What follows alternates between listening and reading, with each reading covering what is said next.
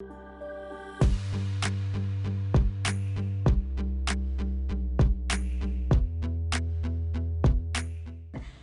I am Amy Gowland of ALG Style. On behalf of Dress for Success New Orleans, I'm here to interview Miss Trixie Minx in her closet.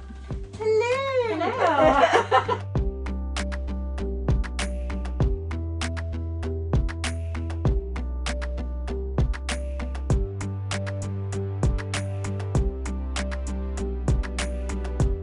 So I'm a little bit giddy just being in this I closet. know, me too. It's like, not only do I get to be with you, but I'm also like in this amazing, well curated, completely organized, like sequin dream fantasy that is happening. It really does take a team, and that's actually something that I think is so important. Like when people see me, they're like, "Oh, a burlesque performer, like that's sparkly and beautiful." But really, our shows are this collaborative effort, and it starts with the costuming, and then from there we go into the choreography, the music, the lighting, and then you actually bring in the performers, and even from there it gets even bigger with the team that's selling the tickets and doing promotions, stuff like that. So this is a huge collaborative effort. Largely due to, we have a costume mistress, Elizabeth Celine, who actually did my mask today. It's fabulous. Thank you. But we work with a lot of different artists about just making really special, beautiful things. So how did you started as a single performer, and then now it's, you employ what, over 100 individuals? Yeah, we have over 100 artists. We've done shows throughout New Orleans, obviously, but I think a lot of people don't realize we've done shows throughout the United States, even as far as Europe. We brought a crew of musicians and dancers over to headline a jazz festival in Switzerland. Okay. Like, it's amazing, and we collaborate with a lot of other producers and performers as well. Mm-hmm. So we're all crazy but sparkly and wonderful. Congratulations on the hustle. Thank you, I love it. Like, congratulations.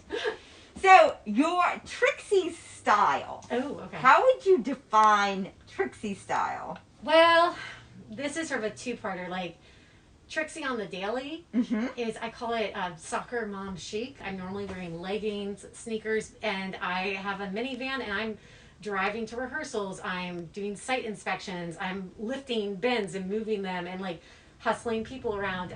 So that's the part that most people don't get to see. And then this is what I call my everyday Trixie. This is what honestly makes me feel happiest. Like if I'm hanging out with friends, I love a dress with a fitted waist and then like a circle skirt, because you got to be able to kick always. Fit and flare. Yes. Fit and flare. And then and so you have soccer mom, casual, and then it just goes full glam. There's no in between. Fashion rules you abide by, like that you would say, like, this is something I always practice when I'm getting dressed. I am a huge, and people are probably gonna laugh at this too, I'm a huge fan of granny panties. You would not believe it. Why? Why? I feel like, I don't know, I just feel like, it's gonna sound so silly, but I feel like if you have panties that go all the way up to your waistline, you are locked and loaded and you're ready to take on the day. Always. And also, if you have on fancy panties, that's work. Like that's good point. No, I truly believe every, woman, man, any human being, get a solid pair of like control top granny panties and you can change the world. So that would be your empowerment piece. Oh yeah, I love it. Granny panties. But not any granny panties, like control top. Something about like, it's almost like, so like in burlesque we wear a lot of corsets. Okay. And like, as showgirls, we do a lot of, everything's sort of like tightened to highlight the waist. And I feel like whether it's a belt or control top hose or even just a little bit of a panties, that's something about just keep it nice and tight at the middle. It makes me feel like strong in some weird way. It's wonderful. It's bizarre. I don't know. No, it's not. It's fantastic. So speaking of empowerment pieces, I know you brought to show us today, like something amazing. Yes, actually, this is my favorite piece in my collection. And it's my favorite piece for a couple reasons. This was a corset that was custom made for me. But what makes it so special is that I have a friend that was also a burlesque dancer that had since passed, and we utilized rhinestones from several of her other outfits that she no longer, she obviously is not able to wear, and incorporate it here. And beyond using this in performances, when I was the queen of Crew Delusion, I wore this as queen of that parade. So I really feel like this costume not only is a beautiful piece that's, you know, handmade and gorgeous on its own, but it incorporates part of the burlesque legacy of New Orleans, because it's not just me, it's rhinestones from like previous performers before my time. And I love being able to share that with everybody. And actually, hold it, it's so heavy. No. The whole thing is like weighted. Okay, so this is not light. And it's obviously been worn quite a bit. It's so funny because I actually very rarely wear it now because it has such emotional and like, you know, special value. And we've lost some of the, from the busking and stuff like that. You know, as you can see, things are just gently coming off just because I wear it. I used to wear it so much. And I don't know, I should probably get it framed. It just means a lot. It's stunning. It is a very physical activity. And like like on an average, like for your performers and for yourself, like from head to toe, like the foundations and everything, how long does it take to get ready? I mean, the nips and tucks and everything. Well, it's sort of like we're sexy lasagna. It's just lots of layers. Okay. For us, it's it depends on the costume. Like, I have this beautiful Marie Antoinette costume that was also handcrafted by our costume mistress, Elizabeth Celine. I can't get into that costume by myself. I need at least one person, ideally two, because it has huge panniers, multiple layers. There's literally cake within the costume that is revealed as the costume is being performed in. But that's you know, a very specific costume. Whereas if I'm doing a traditional gown and glove, I can normally get dressed in like 5 minutes or less. Okay. So it takes a team. It is. It really is. It's funny because actually these pieces right here. Yeah, let's discuss. So beyond working with just ladies, we have a whole team that, again, we have men that perform with us. Burlesque is one of the wonderful things I'm really excited to see sort of grow in New Orleans. And these are mirror suits. They're actually full tuxedos that are mirrored from top to bottom, all the way down to the shoes. They're handcrafted in Europe specifically for our performers. It does take a team to maintain them. But these costumes are so heavy and so delicate that you literally need another human to help dress the performer. Because they're just, I mean, the costumes are like works of art on their own. It's crazy.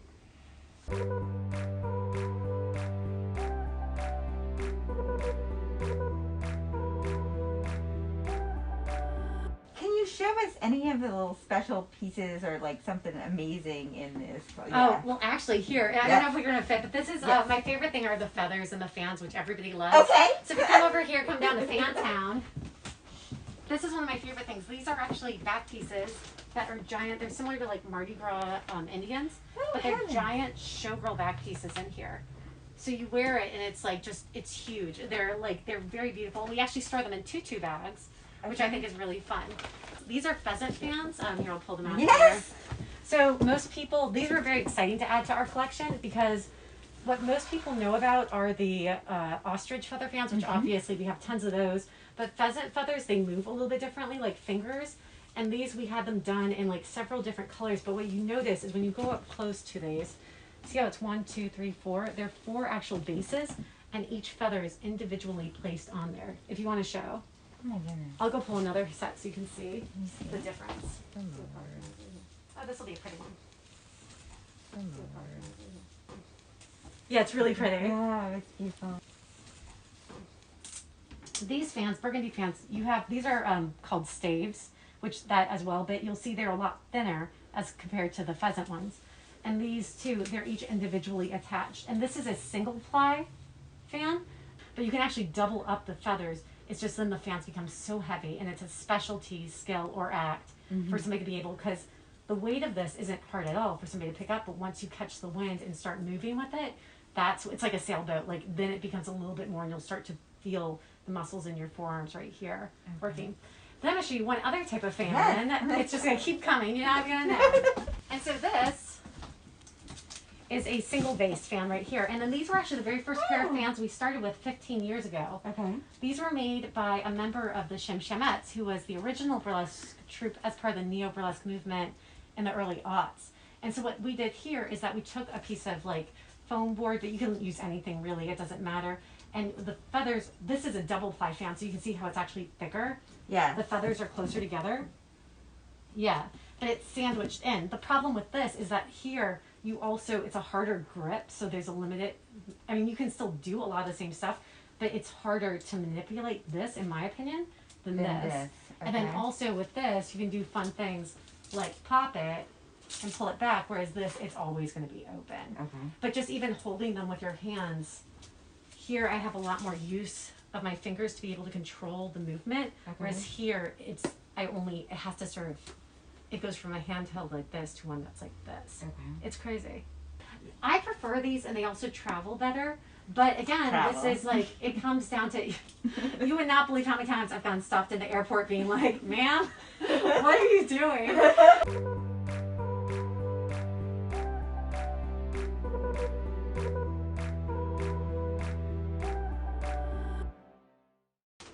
These are handmade to look like the real Rockettes. Oh my god. So it's a radio. Yes. So what we have here is that these are panties that, again, high-waisted panties. Okay. And they have a belt, and then they have this button. So these Rockette outfits are meant to be disrobed, so if we're doing an act where we want to do a reveal at the end, these Rockette outfits actually help us with this. But our traditional red Rockette outfits don't, because they're made to be a little bit more like the actual, a little bit truer to the tradition of Rockettes. So this is a ones piece. So if you see them side by side, they're essentially the same, except this button allows this to be a performance where we're able to do a reveal at the end and it's something sparkly, whereas this is, of course, a little bit more child friendly. And then we can even make it more child friendly in that we add sequined leggings or something like that. And we also have modesty panels in the front as well. So you can add the sheer. Okay. So we can cover up as well here, which I think is really fun. And I'm trying to think of, this was actually something I wanted to show you as well. This is for birthdays. Yes, of course. It's actually really heavy, but it looks like it. How do you, how? You wear it on your head. You put that try, behind. Oh my god, I would love that. Yes, please. Yes, ma'am. Let's see if we can. It should be really comfortable. And actually, like the foam. Yeah, it's super light.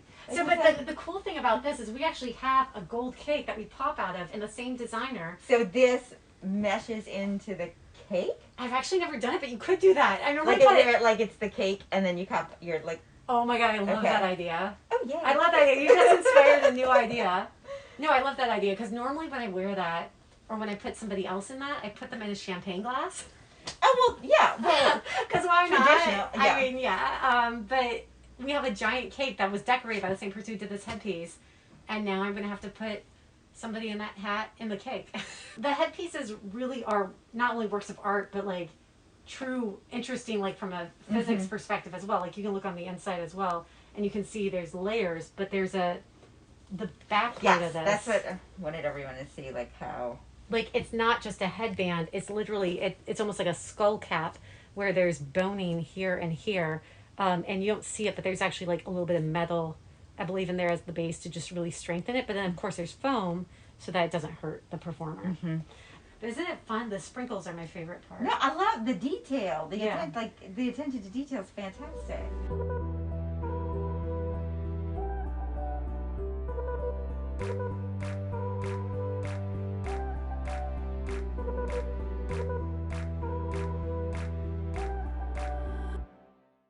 So this is evening gown land. I'm not sure if you can see, but these are, again, everything from here. These are all a little bit more I feel Vanna White style than probably opera, but they're all really fun. Do this trick. This one. These ones came from LA. I got a matching mask for this one.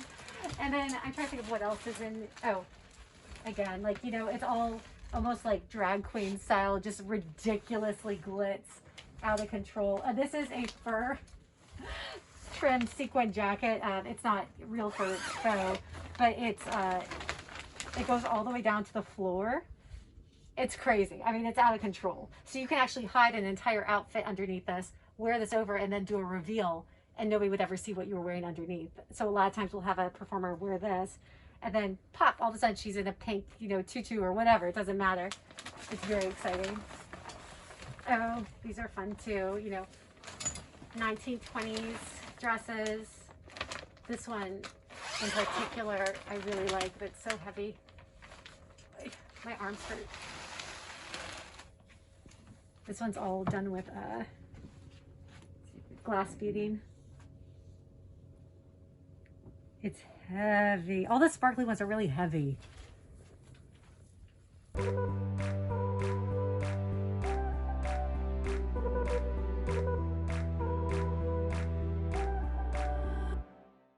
This one's our Firebird one, and you can see it combines the pheasant feathers with, I think these aren't turkey. Elizabeth, do you know what these ones are? Oh, rooster. Rooster. Sorry, rooster right here. Okay. And then it has like a padded, backpack holder, so you don't actually have to worry so much about having any. It sounds terrible, but chafing or anything. Nothing's this it should feel really comfortable. Like I feel secure, secure. Secure, so you can move Like around I can and dance. run I started down wanting the to dance with you, street. but I know you can't touch or anything like that. Like we'll just do this. Yeah, exactly. But these things, and this is one of our small ones. Like there's one that's it's a bird of paradise, and it actually has a tail too. So as high as it is up there, it goes all the way down. These are all custom made pasties that each go with individual outfits. That my collection has just sort of grown over the years. Oh my god, yeah, they're a little sticky on the back. Okay. Which these are the things that make performing burlesque legal. Teardrop shapes as opposed to circle shapes are supposed to give your breasts a little bit of a lift. Because it draws the eye up. Isn't that crazy? Mm-hmm. But to me, I think that's almost a little silly because, look at how tiny these are. If you're going to draw an eye up from here, oh my goodness, you are very close. You are having a very close personal relationship with somebody. But yeah, it's funny. And I think what's interesting is that, these are all pasties, the ones with tassels, the ones without. So a lot of people are like, oh, it's not a pasty unless it has a tassel. And that's just not true. They're just different styles and different fashion. Like here you can see that this one is a fabric tassel with a rhinestone sort of bump right here, whereas this one is a glass bead tassel. Mm-hmm. And then this one right here is a pure fabric tassel. So you can see the difference in just the tassels in of themselves. And the way they're attached as well are also different depending on how the pasty maker is. I personally prefer it when it sort of falls directly into the pasty, and so it's just made apart, which I can go into that too. Whereas this one's on what's called a spinner. Mm-hmm. This is supposed to have better spinning, but as somebody that twirls tassels professionally, mm-hmm. I feel like you should be able to twirl them with, this almost feels like, I don't want to say cheating, but like training wheels. Besides toupee tape or what other tape, how do they stay on? Especially with sweat? With hopes and dreams. Okay, all right. No, I'm happy to tell you. So the tassels themselves, when I first started, I used spirit gum, which is what most people recommend as far as if you were talking to a makeup artist or something, anything where you're going to be adding stuff to your body, your skin. Spirit gum is what most professionals use. However, this is obviously a sensitive area, mm-hmm. and if you're wearing pasties more than once a week, the spirit gum to me is a little too harsh on the skin. Mm-hmm. So there is toupee tape that a lot of people use. You are going to laugh at me, but there is a trick of the trade where burlesque dancers, at least locally here, use a carpet tape. And the carpet tape, I kid you not, it works with, at least with my skin and the way mm-hmm. whatever is going on in my body, it's strong enough to hold on when you sweat, yet it doesn't tear the skin. Somehow it keeps the body of the pole to the actual pasty itself. Okay. Because I think it's meant to adhere to an actual fabric mm-hmm. rather than skin, and so it just it attaches, but when it comes off, it doesn't pull at all at my skin. Okay. So it's amazing. But yeah, most people are like, oh, that's horrible. I'm like, don't knock it till you try it.